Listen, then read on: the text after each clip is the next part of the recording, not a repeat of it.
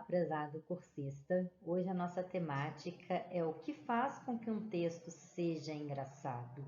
Como que se dá a organização de um texto para que a gente o classifique como humorístico ou não humorístico. Essa é mais uma aula do curso Textos de Humor no Ensino e Aprendizagem de Língua Portuguesa, da nossa primeira disciplina, o humor e sua construção. Essa aula foi baseada no artigo do professor Luiz Carlos Travaglia, O que é engraçado? Categorias do risível e o humor brasileiro na televisão. Então, pelo título, vocês podem perceber que ele fez a análise das categorias para classificar o humor com base em programas humorísticos da TV brasileira, mas lá na década de 90.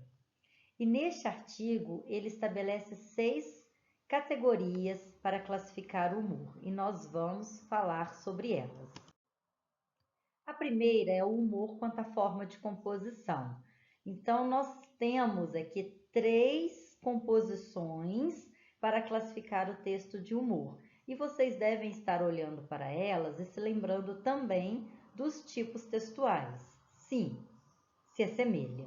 Nós temos aí o humor da composição descritiva, como algo ou alguém é, então se baseia nas descrições.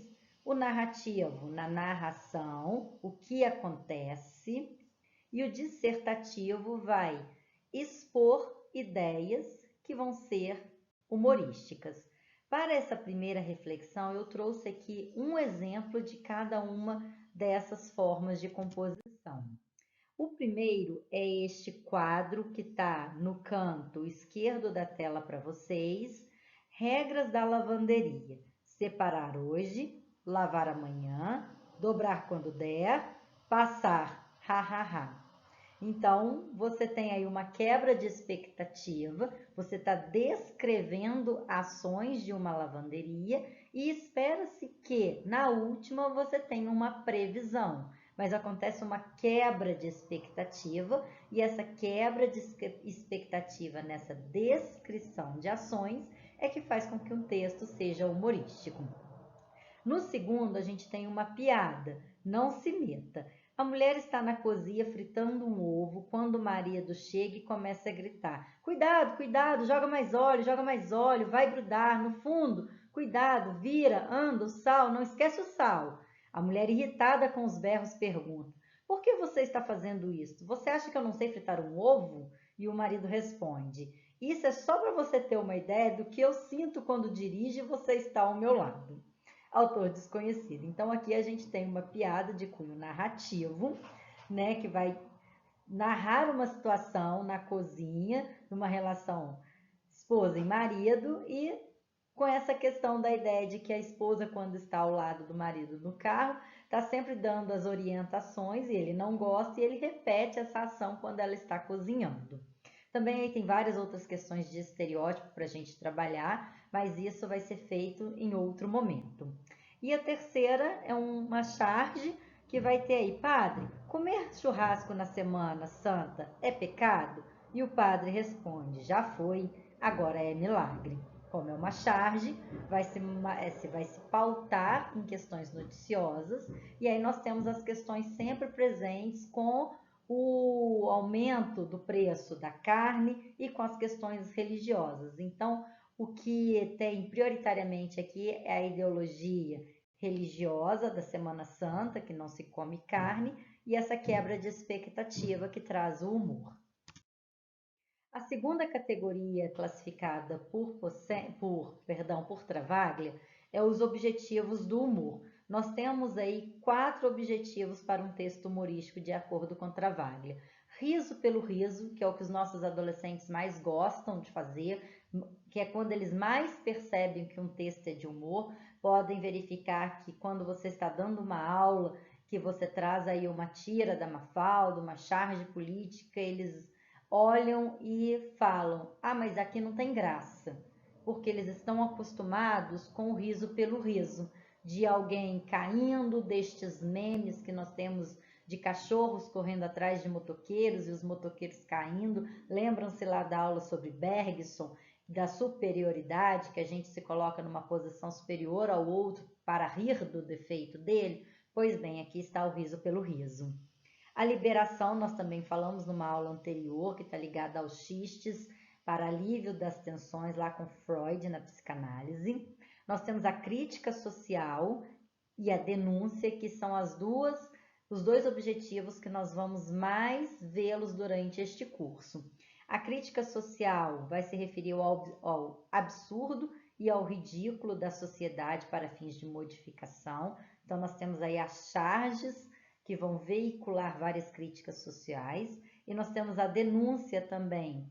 Além de criticar, ela expõe as mazelas da sociedade. Então, é um nível ainda mais profundo da crítica, porque você critica e você também expõe essas mazelas da nossa sociedade. A gente tem muito isso nas tiras da Mafalda. A terceira categoria é o humor quanto ao grau de polidez. E aí nós vamos ter aqui a questão da linguagem, né? E aí o Travaglia vai classificar da seguinte maneira: o humor de salão, uma linguagem mais polida, uma linguagem mais educada, vamos dizer assim, um humor mais refinado, um riso mais contido. Nós vamos ter um humor sujo ou pesado, que também muitos dos nossos jovens e muita da sociedade gosta, que vai apresentar palavrões, xingamentos, questões de relações sexuais obscenas. E aí nós vamos ter um humor médio, um meio termo, né? E isso aqui é muito subjetivo. O que pode ser humor médio, meio termo para um, pode ser polido para o outro, ou pode ser pesado. Então, esse humor médio, ele é bastante subjetivo, depende da interpretação de cada um, das crenças de cada leitor ouvinte. Nós temos a quarta categoria, humor quanto ao assunto, e aí nós vamos ter outras 4 subcategorias: o humor negro, que é o humor agressivo, o humor violento, o humor preconceituoso, até mesmo pelo nome que se dá, né?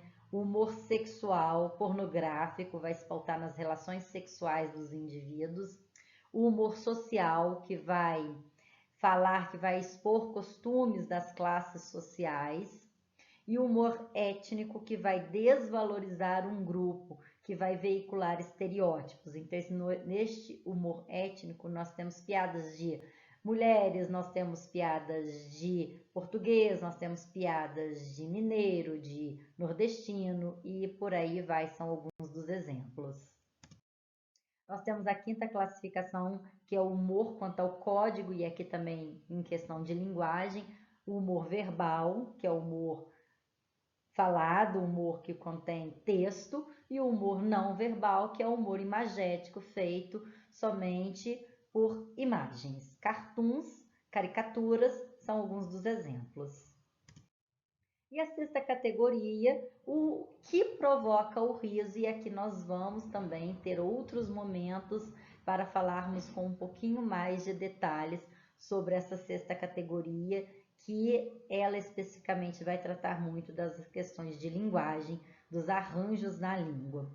Aí nós vamos ter 2 tipos, né, do que provoca o riso. Os scripts são cenários, né, contextos, e os mecanismos que vão estar ligados aí mais ainda às questões da linguagem. Então, nos scripts, nos cenários que são representados por meio dos textos humorísticos, nós temos cenário da estupidez, da esperteza, do ridículo, do absurdo e da mesquinhez. Lembrando sempre que essa aula é pautada no texto teórico do professor Luiz Carlos Travaglia.